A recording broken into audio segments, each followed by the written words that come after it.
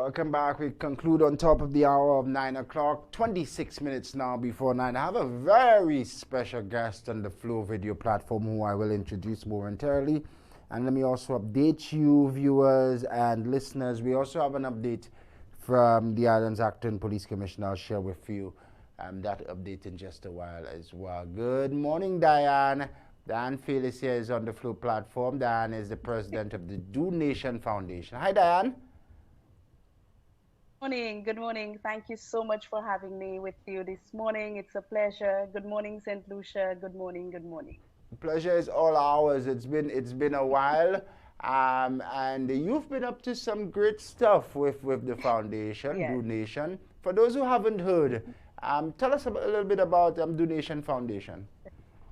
Donation Foundation actually started in 2021. What we did is basically to tackle the social ills of society. And when we speak about the social ills of society, we speak about what is causing the crime, what is causing the poverty, what is causing, a lot of the issues that we see happening around us today. And what we do is we don't just place a band-aid over the issue. We dig deep into what is causing. Yes, we may help you with a hamper. Yes, we may help you with something, but we dig deeper to find out what is causing you as a person to need that hamper. Is it unemployment? Do we have to motivate you? Do we have to recommend you to another agency that you would get some assistance so that you can become that independent body? So this is the work of Donation Foundation. We are not a gender-based organization. We work with men, we work with boys, we work with girls, and we continue to see how we could collaborate to ensure that the goal of helping people out is met at all levels. Dig deep with me, Diane. Let's dig a little deep here. Based on your research and the work that you've been doing through the foundation, what are some of the social factors which contribute to these high numbers that we see in the high numbers of not just violent crime, but crime in general? One of the things that we did is start what we started called the Fathers Rise Initiative.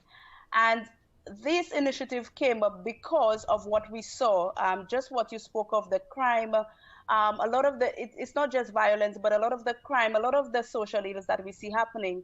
And we believe as an organization that the main thing is to get back to the family, get back to the men, because the men are the foundation, the pillars of any family, of any society. So we realized that we needed to get back to the men, get back to the men to understand the importance and the role that they play in the development of our small country. So these are some of the things that we have done when we look at the issues in terms of digging deep. We also looked at the girls as well.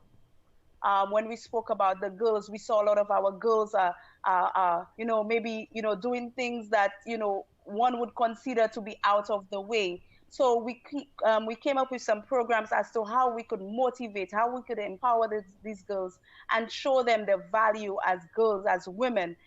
So these are some of the things that we have done. Excellent, and I'm happy to know that you're giving consideration to both genders here, the boys and the girls. We appreciate though that the male gender is most at risk, especially now, as quite often the victims and the perpetrators of criminal activity. Do Nation, you leading the charge in engagement of that gender. Tell us a little bit about your plan, convocation, is it? Yes, it's the men's convocation is a convocation. Convocation, yes. What it is, and I just want to go back to a point that you made. We are not just losing our men to crime. We are also losing our men to suicide. Because what we realize is that most of our men don't really speak on issues or any situation that they have, and most of them, they end up taking their lives away. So we also lose our men to that as well. In terms of the men's convocation, again, we mentioned about starting the Fathers Rise initiative, where we also had the Deeds Driven that we collaborated with from the US. And we had a program earlier this year, which was in May. And after this program, we realized that, we needed to do a little bit more, and had a conversation with the Minister of Equity, and he realized, the importance of what we were doing. Mm-hmm. And, the Ministry of Equity collaborated with us, and making this men's convocation what is happening here today. In terms of that, we have a number of agencies coming on board with us. We have the Ministry of Education, we have the Ministry of Labor, we have Social Services, we have Gender Relations, we have the St. Lucia Blind Welfare, we have the St. Lucia Moto X Club. We have, a lot of other organizations just coming on board to make this happen, for the men, because all of us, we understand how important the men are to our society and a lot of the issues that we have, now happening. So the men's convocation would be an area where we have, created a space for our men to come out and have free and open, frank discussions.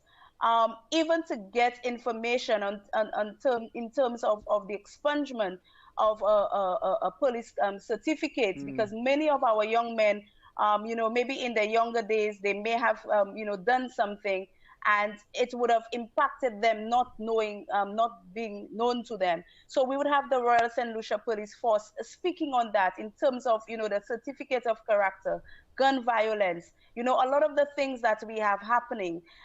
We would have the St. Lucia Blind Welfare coming on in terms of doing the eye checks for the eye, or the eye screening for the men. We're looking at having blind cricket.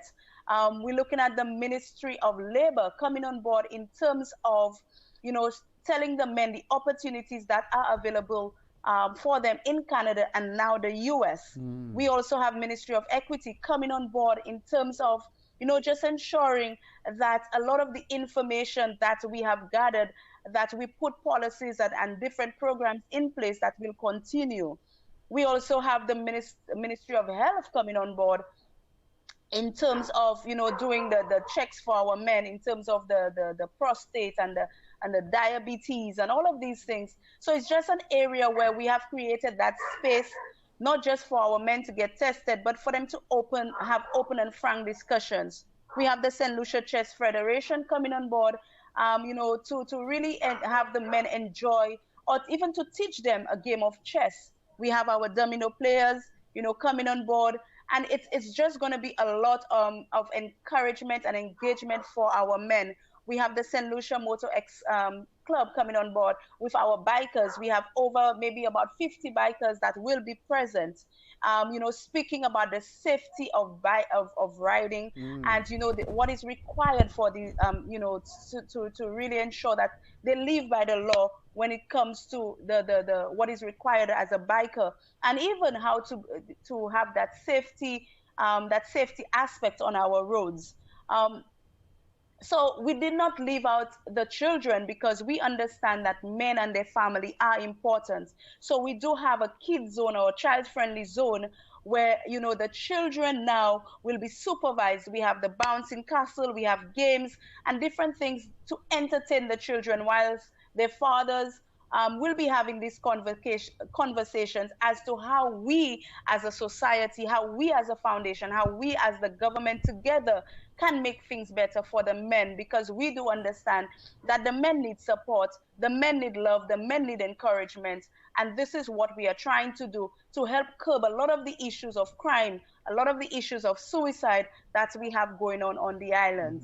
Mhm. So it's just a lot, happening when it comes to what is, the men's convocation. We are looking at having secret band. Again, it's a band, a local band, with many men being part of that band. So it's a lot to really encourage the men to come out, not just the men, but the women come out and support, the men as well, because we believe, the men need our support as women, but we need to open up this space that they now could have, feel that they are important and that they are valued in society. So this is what the men's convocation will be about.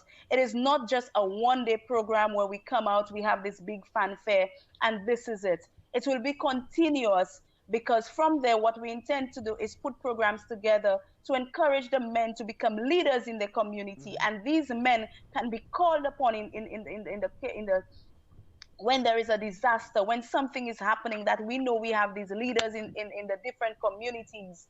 And we are actually looking at, in collaboration with Deeds Driven, that we're going to have a national, not just a national men's conference, but we're going to have other men from the regions coming to St. Lucia to be part of that conference, and see how we could put policies in place, how we could bring back our male role models, our male, um, pillars into their rightful place in society, so that they too now can help with a lot of what we see is happening in our small country. A full menu awaits a holistic approach by the organizers of this convocation.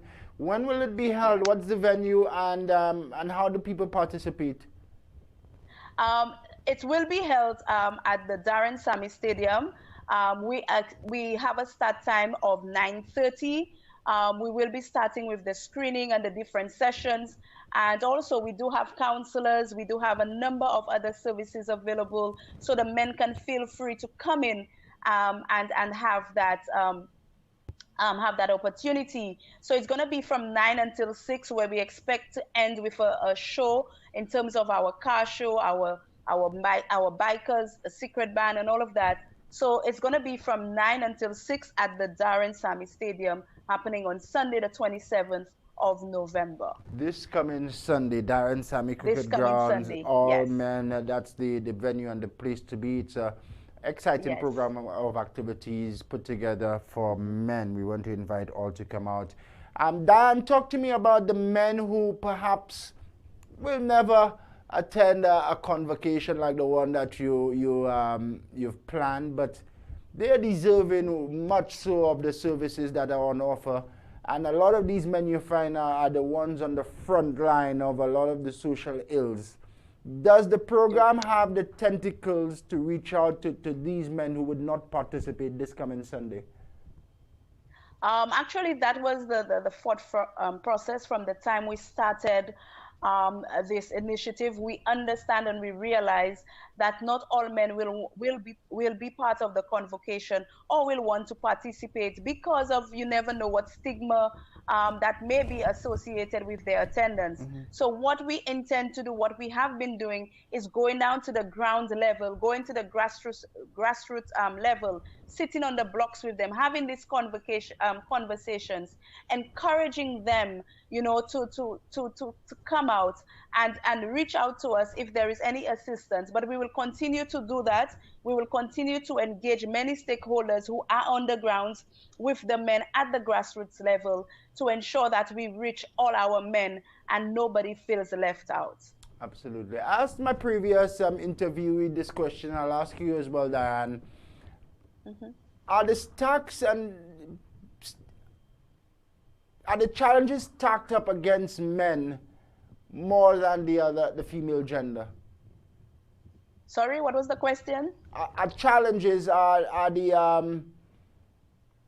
the challenges that we go through day to day, are they stacked up against men more than the female gender? The obstacles, the challenges of life. I would say our men faced a lot of challenges, mainly because of how it could be sometimes, I would not say their ego, but because of how they perceive their role as men. They perceive their role as, being, not wanting to cry, not showing their emotions. So of course, a lot of the challenges would be towards them, because they are keeping everything inside. They are bottling up everything. In terms of ourselves as women, we go out there, we speak, we would find this friend down the road and we would speak about our issues. But the men would just keep everything on the inside. 99% of the time, you would not find men going out and speak about some of the issues that they face, with the fear of them being laughed at, with the fear of them being ridiculed, with the fear of them being called weak. So I would say a lot of these social ills, it has a great impact on our men, due to how they see themselves in society and due to the expectations of society of our men. One more question from me, and then I'll have you to again call out everybody to participate this Sunday. What are your recommendations for nurturing a holistic and and wholesome man? Recommendations, we would say to ensure our men understand the power of holistic self-care. Research shows men who regularly check in, ask for help, meditate, eat well, read books, etc., spend 44% more time caring for others.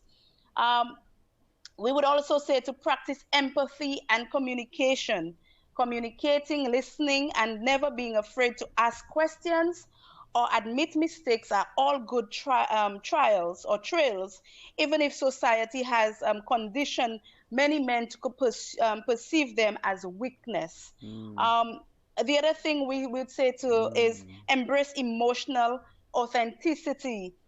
Research by the Movember Foundation shows that 58% of men feel societal pressure to be emotionally strong and not show weakness. However, no matter what society says is masculine or feminine, we believe it's okay for men to be competitive. It's okay for men to cry, expressing but not denying their feelings. So these are some of the things that we would recommend. We would say, for our men to start looking into and seeing how they could express their feelings, how they could be open, and that would help a lot of the issues that we see happening. They speak about things, and they not bottle it up, and look for other ways to help themselves or to get rid of whatever they are going through.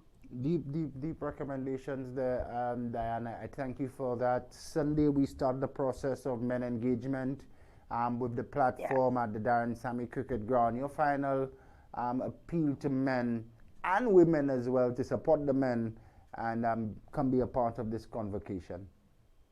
Yes, we continue to encourage our men, our boys, to come out in large numbers. Come out. We have a lot of information available for you. It will be, a casual setting. No need to feel intimidated or anything. It's a casual setting. There will be a lot of information. There will be help. There will be, areas that you would maybe not have any information on, that will be available to you. We will have our bikers. We'll have the car show. We'll have entertainment. And even if it's by playing a game of domino, Mm-hmm. whilst you speak about some of the concerns that you have, we encourage our women to come out and support the men. Come out and listen to how some of the things that our men are going through. Some of the things maybe our men would require help with us as women. I remember having a conversation, or hearing a conversation with some men where they spoke about how their relationship at home whilst their wife is going through menopause. So maybe some of these Mm. things that we need to understand, and we need to really educate our men as to how to deal with these things, how to understand some of the challenges that we women face, and likewise us women to understand what the men face when we are doing some of the things that we do as women, how we impact them, how we impact them and their lives, and even their feelings as well, how they feel as men. So it's a call out to everyone. There will be a lot of organizations on board. There will be fun and games for the children.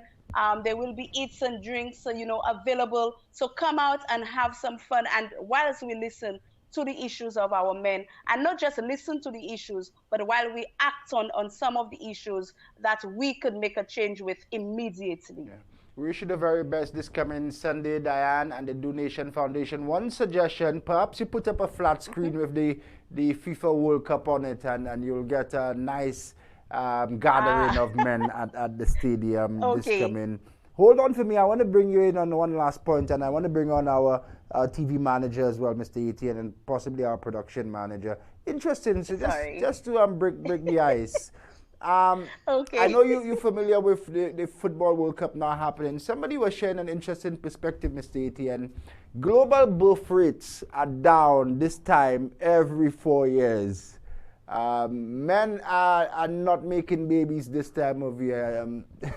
Interesting, interesting perspective, Dan. I don't know.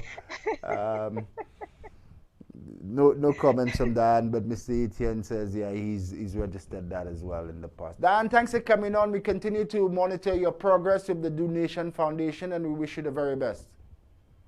Thank you so much. Thank you for having us. And thank you, St. Lucia, for listening, and look forward to seeing you on Sunday, 27th November 2022. You're most welcome. Our pleasure here on the platform to host you, Diane Felicien. She's the president of the Do Nation Foundation. Big activity this weekend, Diane Sammy Cricket Ground, a men's convocation. Begin the engagement, begin the conversation on issues affecting men, and let's begin to act. Now, 6 minutes before we say goodbye, let's take a quick break, and when we come back, we have an update from the Office of the Police Commissioner that we'd like to share to you. Thanks for making us your choice. Good morning, Ms. Destang, who is online. Sheldon, good morning. And all of our regulars, Ms. Francis, Lydia, good morning, happy Friday. And each and every one of you, we switched up the online platform, lost a few numbers on the Facebook, but to you at home, thanks for making us your first and only choice on the Hot 7 Plug and Play. We'll be back in just a moment.